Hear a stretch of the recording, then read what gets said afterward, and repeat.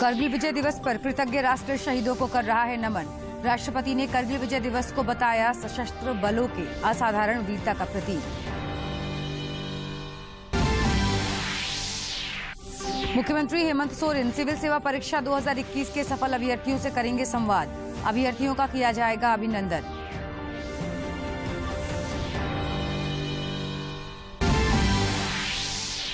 प्रवर्तन निदेशालय की 6 सदस्यीय टीम पहुंची साहिबगंज। वन एवं खनन से जुड़े अभिलेखों की जांच कर संबंधित पदाधिकारियों से की पूछताछ।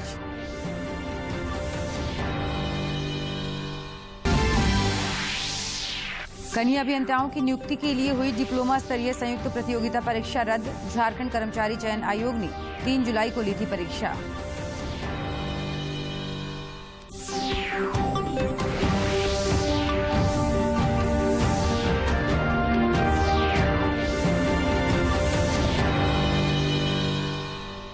नमस्कार, खबरें झारखंड में आपका स्वागत है। मैं हूं जयलक्ष्मी और अब खबरें विस्तार से। आज पूरे देश भर में करगिल विजय दिवस मनाया जा रहा है। कृतज्ञ राष्ट्र करगिल विजय दिवस की शहीदों को श्रद्धांजलि अर्पित कर रहा है। 26 जुलाई 1999 का दिन भारतीय सेना के इतिहास में सुनहरे अक्षरों में दर्ज है। इसी दिन भारत ने दुनिया के सबसे मुश्किल युद्धों में से एक कारगिल युद्ध में जीत हासिल की थी। भारत और पाकिस्तान की सेनाओं के बीच वर्ष 1999 में कारगिल युद्ध हुआ था, जो लगभग 60 दिनों तक चला और 26 जुलाई के दिन उसका अंत हुआ और इसमें भारत विजयी हुआ। कारगिल युद्ध तब जम्मू कश्मीर के लद्दाख के कारगिल द्रास सेक्टर में हुआ था और दुनिया में सबसे ऊंचाई पर लड़ा गया युद्ध था। हर साल कारगिल युद्ध में शहीद हुए जवानों के सम्मान में इस दिन को विजय दिवस के रूप में मनाया जाता है। कारगिल विजय दिवस स्वतंत्र भारत के सभी देशवासियों के लिए एक बहुत ही महत्वपूर्ण दिवस है।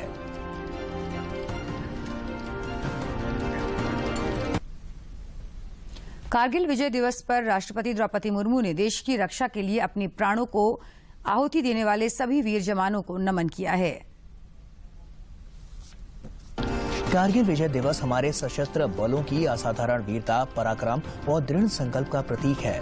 भारत माता की रक्षा के लिए अपने प्राण न्यौछावर करने वाले सभी वीर सैनिकों को मैं नमन करती हूँ। सभी देशवासी उनके और उनके परिवारजनों के प्रति सदैव ऋणी रहेंगे। जय हिंद। प्रधानमंत्री नरेंद्र मोदी ने भी ट्वीट कर कारगिल विजय दिवस पर अपने प्राणों की आहुति देने वालों को नमन किया है। समय प्रधानमंत्री नरेंद्र मोदी ने भी ये ट्वीट किया है। करगिल विजय दिवस मां भारती की आन बान और शान का प्रतीक है। ये प्रधानमंत्री नरेंद्र मोदी का ट्वीट है जो हम आपको दिखा रहे हैं। इस अवसर पर मातृभूमि की रक्षा में पराक्रम की पराकाष्ठा करने वाले देश के सभी साहसी सपूतों को उन्होंने नमन किया है और ये ट्वीट प्रधानमंत्री नरेंद्र मोदी के द्वारा किया गया है। प्रधानमंत्री नरेंद्र मोदी ने कारगिल विजय दिवस पर एक वीडियो साझा किया है।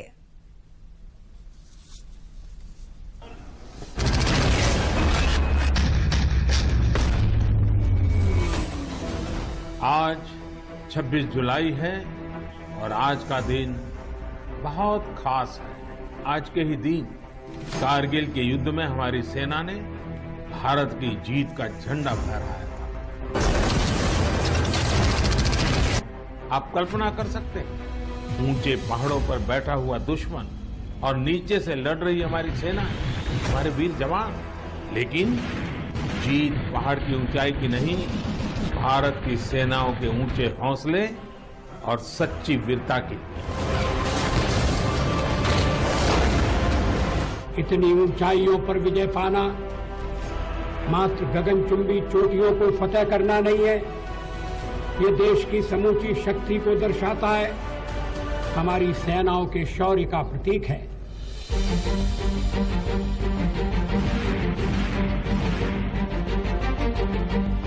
युद्ध सरकारें नहीं लड़ती, युद्ध पूरा देश लड़ता है।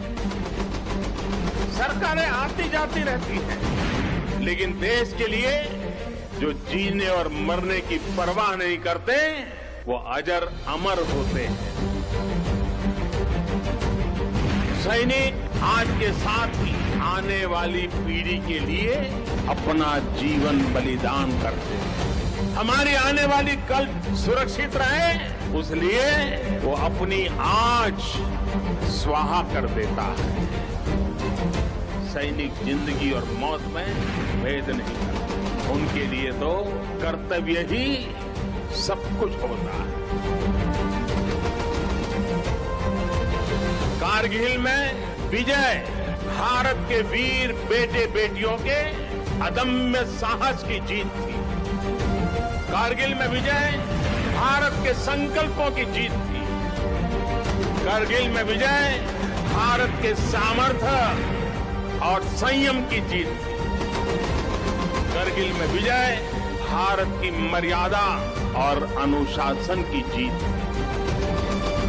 कारगिल में विजय प्रत्येक देशवासी की उम्मीदों और कर्तव्य परायणता की जीत थी।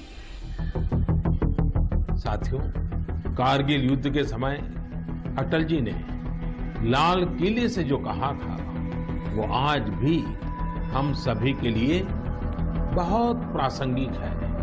अटल जी ने तब देश को गांधी जी के एक मंत्र की याद दिलाई थी। उन्होंने कहा था कि यदि कोई दुविधा हो कि तुम्हें क्या करना है तो तुम भारत के उस सबसे असहाय व्यक्ति के बारे में सोचो और स्वयं से पूछो कि क्या तुम जो करने जा रहे हो उससे उस व्यक्ति की भलाई होगी।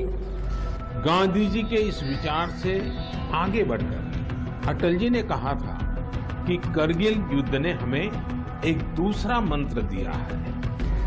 कारगिल ने हमें दूसरा मंत्र दिया है। कोई महत्वपूर्ण निर्णय लेने से पहले हम ये सोचें कि क्या हमारा ये कदम उस सैनिक के सम्मान के अनुरूप है जिसने उन दुर्गम पहाड़ियों में अपने प्राणों की आहुति दी थी।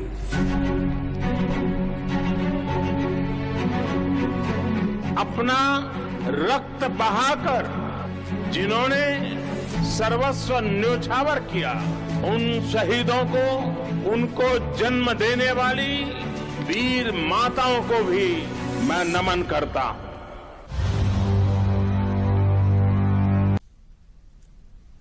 रक्षा मंत्री राजनाथ सिंह ने नई दिल्ली स्थित वार मेमोरियल जाकर शहीद जवानों को श्रद्धांजलि दी।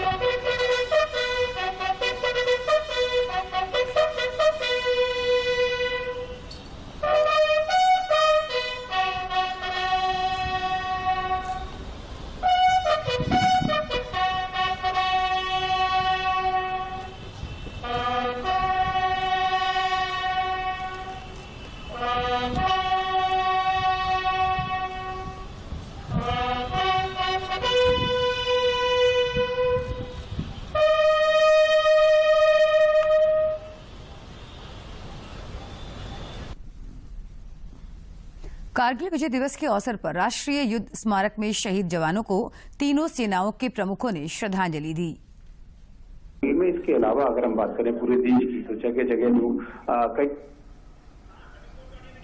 तो तीनों सेनाओं के चीफ आप यहां पर देख सकते हैं, जहां पर हम बात कर रहे हैं थल सेना की, नौसेना की, वायुसेना की, और तीनों ही सेनाओं के जो प्रमुख हैं वो श्रद्धा सुमन अर्पित करते हुए आज के दिन, आज का वो दिन जो हर भारतीय को याद है, अजन्मों तक याद रहेगा, कालजयी है आज का ये विजय दिवस। और जिस तरह से हमने ओपी दास जो हमारे संवाददाता करगिल में मौजूद थे, हमने उनसे भी सुना कि हमेशा हम थल सेना की बात करते हैं लेकिन वायुसेना का भी बहुत बेहतरीन योगदान रहा था उस युद्ध में। तो आप देख सकते हैं जो तीनों सेनाएं हैं, थल सेना प्रमुख, नौसेना प्रमुख और वायुसेना प्रमुख शुद्ध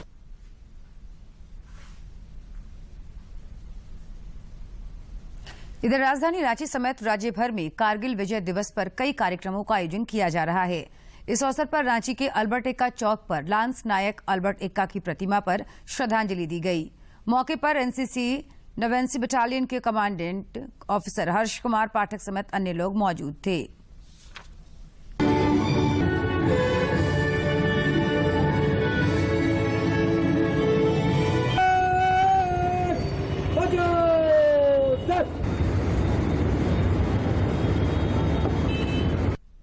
देखिए, आज 26 जुलाई कारगिल विजय दिवस है। इसी के दिन हिंदुस्तान ने कारगिल का युद्ध ऑफिशियली जीता था, जिसमें इस युद्ध को जीतने में लगभग 530 लोगों की शहादतें गई थी। तो उनकी जो बेसिकली ये जो उन्होंने अपना जीवन दान दिया है हमारे देश को आज़ाद रखने में, जो हमारे देश के खिलाफ जो नज़र उठा के लोग देखते हैं, उनकी आंखें नीचे झुकाने में, तो उस शहादत को याद करके हम आज यहाँ कारगिल विजय दिवस को सेलिब्रेट कर रहे हैं। हमारा naval NCC Ranchi group NCC की तरफ से ये पूरा का पूरा प्रोग्राम आयोजित किया गया है, जिसमें कि बढ़ चढ़कर हमारे कैडेट्स ने हिस्सा लिया है। आप पीछे जितना प्रिपरेशन देख रहे हैं, जो भी परेड है, ये सब के सब एनसीसी कैडेट्स ने। उधर लद्दाख में कारगिल विजय दिवस पर मोटरसाइकिल रैली का आयोजन किया गया। जानते हैं कि कारगिल विजय दिवस जो है वो हर भारतीय के लिए गौरव से सर ऊंचा करने वाला दिन, जब तमाम वीर सैनिकों ने अदम्य साहस का परिचय देते हुए हमारे देश को हम के दुश्मनों के दांत खट्टे करते हुए हमारे देश की जो सरहद है उसकी रक्षा की। बिल्कुल, और आज इसीलिए ये पूरा आयोजन यहाँ पर किया गया है। पूरा राष्ट्र आज इन प्रधानमंत्री नरेंद्र मोदी ने राष्ट्रपति भवन जाकर राष्ट्रपति द्रौपदी मुर्मू से मुलाकात की। द्रौपदी मुर्मू के राष्ट्रपति बनने के बाद प्रधानमंत्री की यह पहली मुलाकात है। की शपथ ली थी। प्रधान न्यायाधीश एनवी रमन्ना ने संसद के केंद्रीय कक्ष में द्रौपदी मुर्मू को शपथ दिलाई थी। तो राष्ट्रपति भवन में प्रधानमंत्री ने राष्ट्रपति द्रौपदी मुर्मू से मुलाकात की है।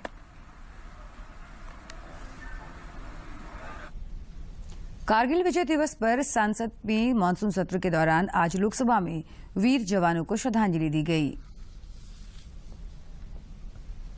की रक्षा के लिए भारतीय सेना के पराक्रम और बलिदान की याद में कारगिल विजय दिवस की 23वीं वर्षगांठ मना रहा है। हमारे वीर सैनिकों ने कारगिल युद्ध के दौरान कठिन भौगोलिक बाधाओं, प्रतिकूल मौसम के बावजूद अदम्य साहस और अद्भुत वीरता का परिचय देते हुए देश की सुरक्षा के लिए अपने कर्तव्यों का निर्वहन किया और विजय प्राप्त की। आज इस अवसर पर हम अपने वीर सैनिकों को नमन करते हैं तथा शहीदों के प्रति अपनी कृतज्ञता व्यक्त करते हैं, जिन्होंने राष्ट्र की सुरक्षा हेतु अपना सर्वोच्च बलिदान दिया है। संसद की मानसून सत्र के दौरान आज भी विपक्षी सदस्यों का हंगामा जारी रहा। सदन में विपक्षी सदस्यों के हंगामे के कारण प्रश्नकाल बाधित रहा। लोकसभा अध्यक्ष ओम बिरला ने विपक्षी सदस्यों के हंगामे के कारण सदन की कार्यवाही 11:45 तक के लिए स्थगित कर दी।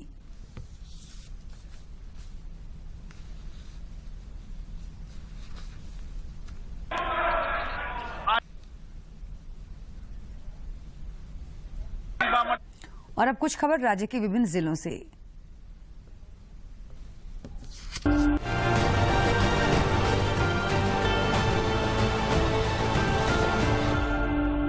सरायकेला टाउन हॉल में एक कार्यक्रम के दौरान मंत्री चंपई सोरेन ने विभिन्न विभागों की दर्जनों योजनाओं का शिलान्यास तथा विभिन्न योजनाओं की सुपात्र लाभुकों के बीच परिसंपत्तियों का वितरण किया। इस मौके पर अनेक लोग उपस्थित थे। गढ़वा उपायुक्त के निर्देश पर समाहरणालय में आयोजित जनता दरबार में डीडीसी और एसडीओ ने जिले वासियों की समस्याएं सुनी, साथ ही समाधान को लेकर संबंधित विभाग के पदाधिकारियों को आवश्यक निर्देश दिए। हजारीबाग उपायुक्त की मौजूदगी में समाहरणालय सभागार में राजस्व से संबंधित कई परियोजनाओं को लेकर बैठक हुई। इस मौके पर उपायुक्त ने सभी लंबित मामलों का जल्द निष्पादन करने तथा म्यूटेशन को ससमय करने के निर्देश दिए। पलामू के उपायुक्त आंजनेलू दोडे ने मुख्यमंत्री हेमंत सोरेन से मुलाकात की। मुख्यमंत्री कार्यालय द्वारा फोटो साझा कर इसे शिष्टाचार मुलाकात बताया। कोडरमा उपायुक्त ने कोडरमा प्रखंड अंतर्गत मुस्लिम टोला झलपोवा दर्जी मोहल्ला गुरुद्वारा रोड स्थित आंगनबाड़ी केंद्र का औचक निरीक्षण कर बच्चों को दिए जाने वाले सुविधाओं और आंगनबाड़ी केंद्र में अब तक हुए लो कॉस्ट और नो कॉस्ट के तहत कार्यों का जायजा लिया। इस दौरान उन्होंने सेविका व सहायिका को बच्चों को बाल मित्र व समावेशी शिक्षा आधारित शिक्षा प्रदान करने का निर्देश दिया। साथ ही बच्चों से बातचीत भी की। पलामू नौडिया बाजार अंतर्गत नामुदाग में तेलियाडी पंचायत में किसान गोष्ठी का आयोजन किया गया। आत्मा पलामू की ओर से आयोजित इस गोष्ठी में प्रखंड तकनीकी प्रबंधक संजय कुमार ने वैकल्पिक फसल लगाने पर बल दिया। उन्होंने किसानों की छोटी अवधि में तैयार होने वाली फसलों के बीज प्रभेदों का प्रयोग करने की जानकारी दी। साथ ही ज्यादा फायदा के लिए कृषकों को कम अवधि का नकदी फसल लगाने का सुझाव दिया। आज नवा बाजार प्रखंड के सौदागर खुर्द पंचायत में कृषि गोष्ठी का आयोजन किया जाएगा। कोडरमा पुलिस ने जिले के मरकच्चो, नवलशाही एवं जयनगर थाना क्षेत्र में गृहभेदन कर चोरी की घटनाओं का उद्भेदन करते हुए बिहार के औरंगाबाद तथा रोहतास से 2 अपराधियों को चोरी के सामान के साथ गिरफ्तार किया है। ये दोनों गांव में घूम कर मधु बेचने का काम करते थे। हजारीबाग में सड़क सुरक्षा को लेकर समाहरणालय सभागार में बैठक का आयोजन किया गया। इस मौके पर सड़क दुर्घटनाओं पर नियंत्रण एवं प्रभावितों को मिलने वाले मुआवजों पर चर्चा हुई। इस दौरान उपायुक्त ने सड़क दुर्घटनाओं से बचाव को लेकर लोगों में जागरूकता लाने तथा सड़क सुरक्षा से संबंधित प्रचार प्रसार करने का निर्देश दिया। बोकारो में अमृत महोत्सव अंतर्गत हर घर तिरंगा अभियान के सफल कार्यान्वयन के लिए बैठक का आयोजन हुआ, जिसमें कई पदाधिकारी शामिल हुए। इस दौरान सभी लोगों को कार्यालयों तथा आवासों पर तिरंगा लगाने के निर्देश दिए गए। गुमला उपायुक्त ने टांगीनाथ धाम परिसर का निरीक्षण किया। इस दौरान उन्होंने संबंधित अधिकारियों व विकास समिति को सुदृढ़ करने और पूरे परिसर का विजन प्लान के अनुसार प्रस्तावित कार्यों का मूल्यांकन कर योजना समर्पित करने का निर्देश दिया। खूंटी में जन जागरूकता कार्यक्रम के तहत श्रावणी मेले में सांस्कृतिक दल के कलाकारों द्वारा स्थानीय भाषा में नुक्कड़ नाटक का मंचन कर ग्रामीणों को सर्वजन पेंशन योजना की जानकारी दी गई। साथ ही इस योजना से लाभ लेने के प्रति लोगों को जागरूक किया गया। जामताड़ा उपायुक्त ने एक बैठक के दौरान अवैध खनन, खनिज परिवहन तथा इसकी रोकथाम के लिए जिला अंतर्गत किए जा रहे कार्यों की बिंदुवार समीक्षा की और पदाधिकारियों को इसे रोकने के लिए लगातार जांच अभियान चलाने तथा नियमानुसार कड़ी कानूनी कार्रवाई करने के लिए आवश्यक दिशा निर्देश दिए। रामगढ़ में पुलिस ने अवैध शराब के परिवहन की सूचना के आलोक में वाहन चेकिंग अभियान के दौरान मांडू थाना क्षेत्र के बलसगरा मोड़ के समीप एक पिकअप वैन से लगभग 1067 शराब की बोतल जब्त किया। इस मौके में एक शराब तस्कर की गिरफ्तारी हुई। कृषि मंत्री बादल पत्रलेख ने तलझारी हटिया परिसर जरमुंडी में विधायक निधि से हाई मास्क लाइट का उद्घाटन किया। इस मौके पर बड़ी संख्या में स्थानीय लोग मौजूद थे। पूर्वी सिंहभूम उपायुक्त ने जिला प्रशासन के वरीय पदाधिकारियों के साथ बरूडीह डैम का निरीक्षण कर पर्यटन की संभावनाओं को देखते हुए डैम के आसपास के क्षेत्र के विकास को लेकर जरूरी दिशा निर्देश दिए। उन्होंने कुछ फोटो साझा करते हुए कहा कि बरूडी आने वाले सैलानियों की सुविधा में विस्तार हेतु जिला प्रशासन द्वारा गंभीरता से विचार किया जा रहा है, ताकि पर्यटन के साथ साथ स्थानीय निवासियों को भी रोजगार के बेहतर अवसर मिल सके।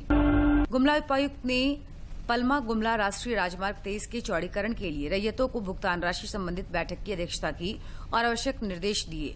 उन्होंने संबंधित अधिकारियों को सूची बनाकर रैयतों की समस्या समझने, त्रुटि सुधारने एवं पारदर्शी रूप से जल्द भुगतान करने की हिदायत दी।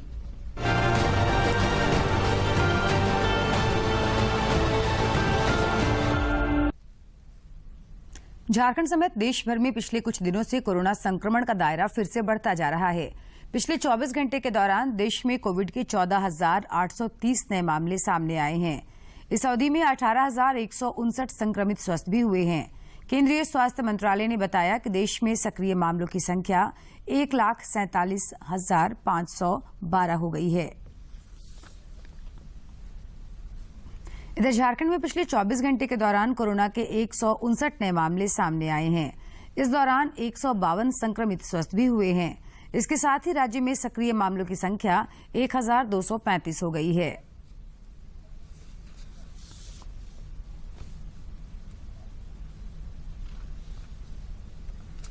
कोरोना के खिलाफ जारी जंग में देश में टीकाकरण अभियान तेज गति से जारी है। केंद्रीय स्वास्थ्य मंत्रालय के अनुसार देश में अब तक 2,02,57,12,000 से अधिक कोविड रोधी टीके लगाए जा चुके हैं। मुख्यमंत्री हेमंत सोरेन आज सिविल सेवा परीक्षा 2021 के सफल अभ्यर्थियों से संवाद करेंगे। इस दौरान श्री सोरेन अभ्यर्थियों का अभिनंदन भी करेंगे। मौके पर सफल अभ्यर्थियों ने अपने अनुभव साझा किए। मुख्यमंत्री हेमंत सोरेन कल लोहरदगा के 1 दिवसीय दौरे पर जाएंगे। श्री सोरेन लोहरदगा दौरे के क्रम में जिला स्तरीय बिरसा हरित ग्राम योजना सम्मान समारोह में शामिल होंगे। समारोह में अन्य लोगों के अलावा मंत्री रामेश्वर उरांव और आलमगीर आलम भी मौजूद रहेंगे। ग्रामीण विकास मंत्री आलमगीर आलम ने पाकुड़ जिले में श्यामा प्रसाद मुखर्जी रुर्बन योजना के तहत नवनिर्मित मार्केट कॉम्प्लेक्स एवं मल्टीपर्पज सामुदायिक भवन का उद्घाटन किया। बाद में श्री आलम ने कहा कि यह भवन अब ग्रामीण इलाकों के किसानों के लिए लाभदायक साबित होगा। उन्होंने कहा कि इसके बन जाने से खासकर चास हाट योजना से जुड़े किसानों को अपने उत्पादों को बेचने में सुविधा होगी। प्रवर्तन निदेशालय की 6 सदस्यीय टीम ने कल साहिबगंज में वन एवं खनन से जुड़े अभिलेखों की जांच की और पदाधिकारियों से पूछताछ की। वहीं ईडी के सदस्यों ने मंडरो प्रखंड के मारीकुटी मौजा पहाड़ पर संचालित किए जा रहे कई क्रशर प्लांटों का जायजा भी लिया।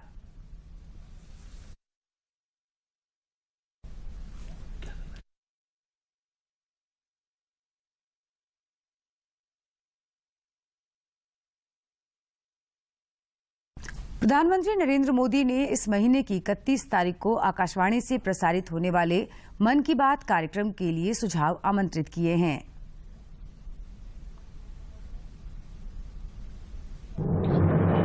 मन की बात है जन जन की, संघर्षों के कुछ किस्से, कहानी कुछ सफलताओं की, अनकही विरासत की, उम्मीदें नए भारत की। महीने के आखिरी रविवार का रहता है इंतजार, मलयाचल के आंचल से विंध्याचल के आंगन तक, ब्रह्मपुत्र के घाट से हिमालय के विस्तार तक होती है मन की बात प्रधानमंत्री के साथ। तो सुनिए इस महीने 31 जुलाई सुबह 11 बजे मन की बात आकाशवाणी और दूरदर्शन के सभी चैनलों पर। आप भी माननीय प्रधानमंत्री के मन की बात का हिस्सा बन सकते हैं। इसके लिए आप अपने सुझाव post box number 111 Akashvani Delhi पर भेज सकते हैं और नमो ऐप या माईगॉव के ओपन फोरम में पोस्ट कर सकते हैं। तो सुनिए इस महीने 31 जुलाई सुबह 11 बजे मन की बात।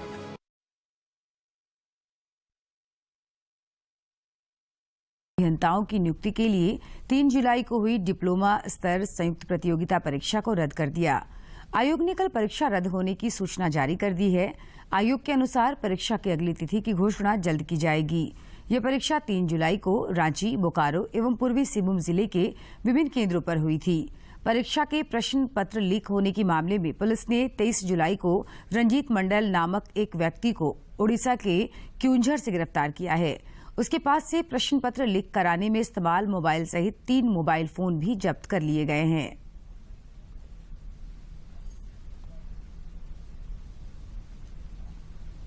राजधानी रांची समेत राज्य के कई हिस्सों में पिछले 24 घंटे के दौरान मध्यम दर्जे की बारिश दर्ज की गई है। मौसम विभाग के पूर्वानुमान के अनुसार रांची सहित राज्य के लगभग सभी स्थानों पर अगले 3 दिनों तक अच्छी बारिश हो सकती है। राज्य में साइक्लोनिक सर्कुलेशन और निम्न दबाव के क्षेत्र के असर के कारण राज्य में अच्छी बारिश की संभावना जताई गई है। उपराजधानी दुमका में झारखंड की पूर्व राज्यपाल द्रौपदी मुर्मू के राष्ट्रपति बनने पर उत्सव का माहौल है।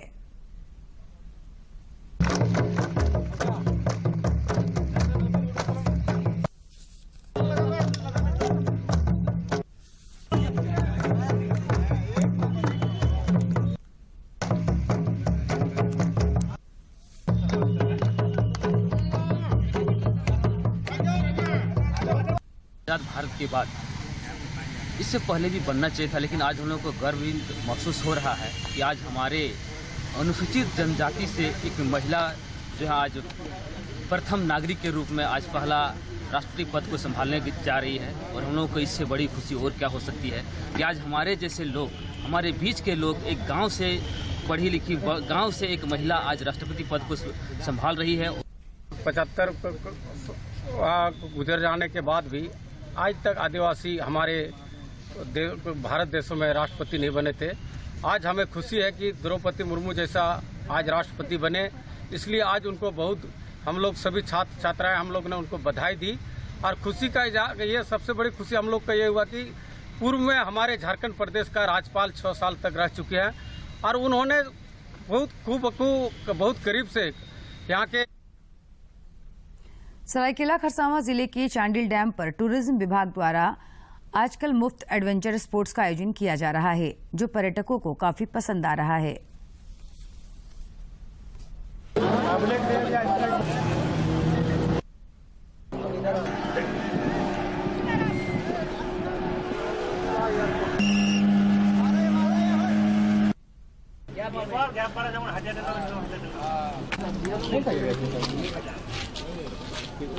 अरमान है। अब हम लोग को ये झारखंड टूरिज्म की तरफ से पता चला, कल हम लोग ऐसे ही कैजुअली विजिट करने आए थे तो, और ये काफ़ी साल से हो रही, लेकिन हम लोग आज तक पता नहीं चला था। ये हम लोग फर्स्ट टाइम एक्सपीरियंस किए।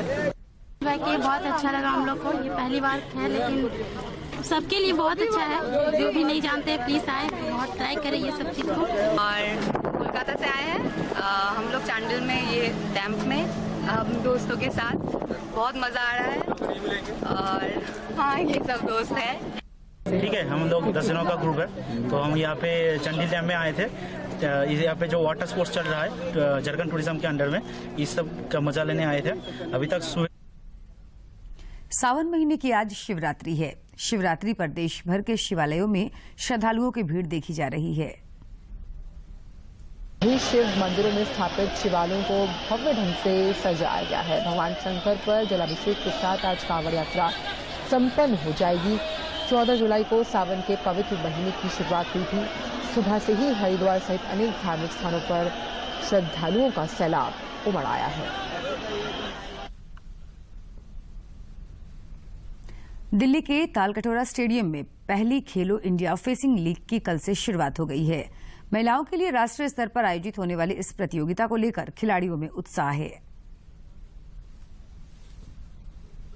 राष्ट्रीय तलवारबाजी प्रतियोगिता 3 चरणों में 29 जुलाई तक आयोजित होगी। इसमें 20 राज्यों से 300 से अधिक महिला कैडेट जूनियर और सीनियर श्रेणियों में भाग ले रही हैं। बर्मिंघम कॉमनवेल्थ गेम्स में भारतीय खिलाड़ियों का जोरदार स्वागत किया गया।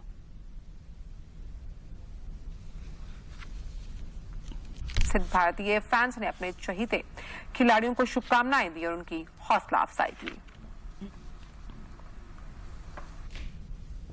दूरदर्शन झारखंड पर पल पल की खबरों से जुड़े रहने के लिए आप हमारे सोशल मीडिया फेसबुक, ट्विटर और यूट्यूब से जुड़ सकते हैं, क्योंकि खबरों से जितना बाखबर रहना जरूरी है, उससे ज्यादा जरूरी है सटीक, संतुलित और निष्पक्ष समाचार। हमारा ट्विटर हैंडल है डीडी न्यूज झारखंड और फेसबुक पेज है RNUDDK। आप हमें YouTube channel Jharkhand DD news पर देख और सुन सकते हैं।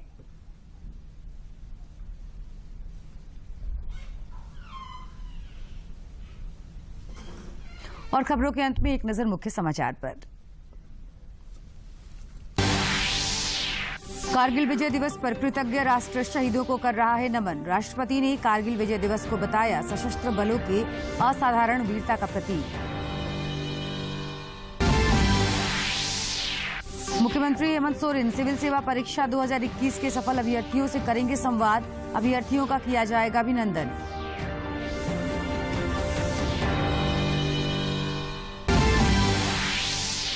प्रवर्तन निदेशालय की 6 सदस्यीय टीम पहुंची साहिबगंज। वन एवं खनन से जुड़े अभिलेखों की जांच कर संबंधित पदाधिकारियों से करेगी पूछताछ।